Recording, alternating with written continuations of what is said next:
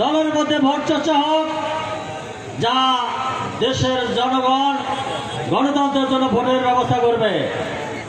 Vote হবে। আজকে যতবার ক্ষমতা এসেছে দিনের ভোট রাতে হয় নাই, প্রার্থী ছাড়া ভোট হয় নাই। বিএনপি ছিল, বিএনপি মানুষের ভোটে হয়েছে। আজকে একটি দল সম্পর্কে অনেকে কথা বলে, আমি এই দল সম্পর্কে কোনো কথা বলতে চাই না। এই কারণে ওনারা যখন এককভাবে নির্বাচন করেছিল বাংলাদেশে, তখন কয়টা আসন পেয়েছিল? কয়টা? 3টা আসন পেয়েছিল। আর বিএনপিকে ধরে, বিএনপির সাথে লিয়াজো করে, বিএনপির সাথে থেকে, বিএনপির মাধ্যমে আসন নিয়ে কয়টা আসন পেয়েছিল? 18টা আসন পেয়েছিল, তাই না? তাহলে মনে করেন বিএনপি আশ্রয় প্রশ্রয়ে থাকলে 18টা পায়, বিএনপি আশ্রয় প্রশ্রয় না থাকলে 3টা পায়। সুতরাং বাংলাদেশে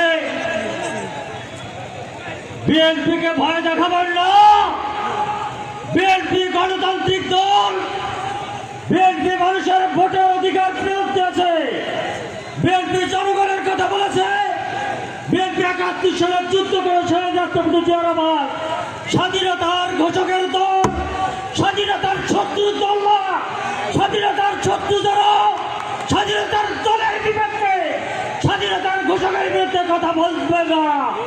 বাংলাদেশের ভোটের মাধ্যমে যারা নির্বাচিত আছে, আসুন আগামী দিনে জাতীয় সংসদ নির্বাচন হোক, ভোট করেন, মানুষের কাছে ভোট চান, ভোট মানুষদের ভোটের মাধ্যমে দান।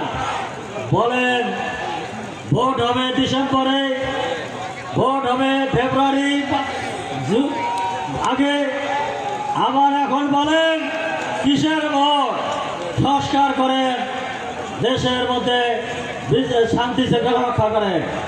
দেশের শান্তি শৃঙ্খলা রক্ষার জন্য বাংলাদেশের জনগণ এই আবু সাইদ রক্ত দিয়েছে, বেগম রোকেয়া বিশ্ববিদ্যালয়ের ছাত্র আবু সাইদ রক্ত দিয়েছে, শত শহীদের রক্তের বিনিময়ে স্বৈরাচারকে আমরা উৎখাত করেছি। একটি গণতন্ত্রের জন্য, একটি ভোটের জন্য আমরা এই সরকারকে সর্বোচ্চভাবে বিএনপি সহযোগিতা করছে। একটি ভোটের জন্য সুন্দরভাবে ভোট দেবে প্রশাসনকে আমরা সহযোগিতা করছে। আমাদের নেতা বলেছে